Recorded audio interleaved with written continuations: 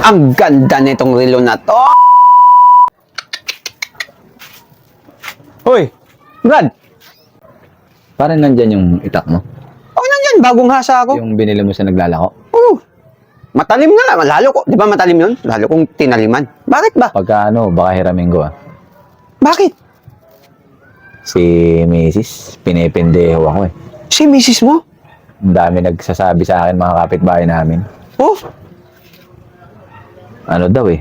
Madaling araw daw pumupunta yung lalaki doon eh. madaling araw? Kanino mo nabalitaan yan? Inaano ko yung mga anak ko eh. O yun na nga eh. Eh kung gagawa ka ng ano pare, pag-isip-isipan mo muna. Hindi ko akalain gagawin ng asawa ko sa akin yan. Tagal namin nagsama. Hindi, sa ano siguro yan pare? Sa mga dating-dating ngayon, sa apps siguro, sumasali si misis Kaya mo nga yan. ako parang hindi ako nagpe-Facebook eh. Siyempre, nung birthday niya, hiningan ako ng cellphone eh. Sa pagmamahal ko, binilang ko. Tas, ganun. Tuwing dadating ako, naka-cellphone. Papasok sa CR, naka-cellphone. Pag tinatanong ko, wala naman Ay, daw. may lalaki yun pag ganun, pare.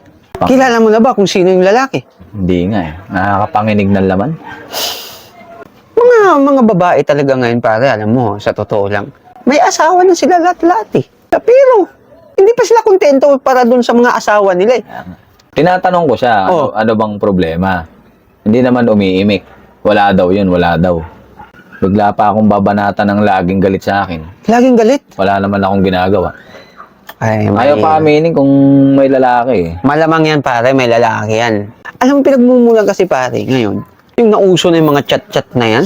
Pero, pare, bago mo ilagay yung ano, pag-isipan mo munang mabuti, pare. Hindi, Kasi- pare. Hindi ko kaya bilang isang lalaki, iiputan ako sa ulo eh. Yan ang pinaka yung aanuhin yung asawa ko. Wala namang matino pamilya namin, pare. Alam mo yan. Simulat sa pool. Kaya nga eh. Di ba? Tapos, gaganituhin lang ako. Ako, pare, handa akong yung mga anak ko eh. Wag, pare. Mahuli ko lang yung lalaki na yan. Kawawa. Babalatan ko talaga ng buhay yan eh. Kawawa naman yung ano, maging pamilya mo, pare. Wag. Sabi ng mga kapitbahay, mahilig daw magdala ng regalo.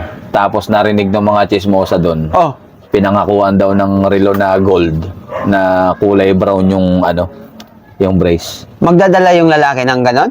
Pare, baka may alam ka sa nangyayari kay kumari mo eh. Ha? May ano mo sa Pare, wala akong alam dyan. Kung may alam man ako, pare, sasabihin ko kagad sa'yo. Ano ulit ang ireregalo niya? relo na gold daw eh, na kulay brown eh. Pambabae daw yun eh. Relo na gold? Ay, wala, pare. Wala akong ano na ganyan. Wala, pare. Isipan mo mabuti, ha? Baka mamaya, anong mangyayari sa ano mo, buhay mo. Malilit pa anak ninyo. Pero wala talaga akong alam dyan. Sigurado ka pare? Kaya malaki tiwala ako sa'yo eh.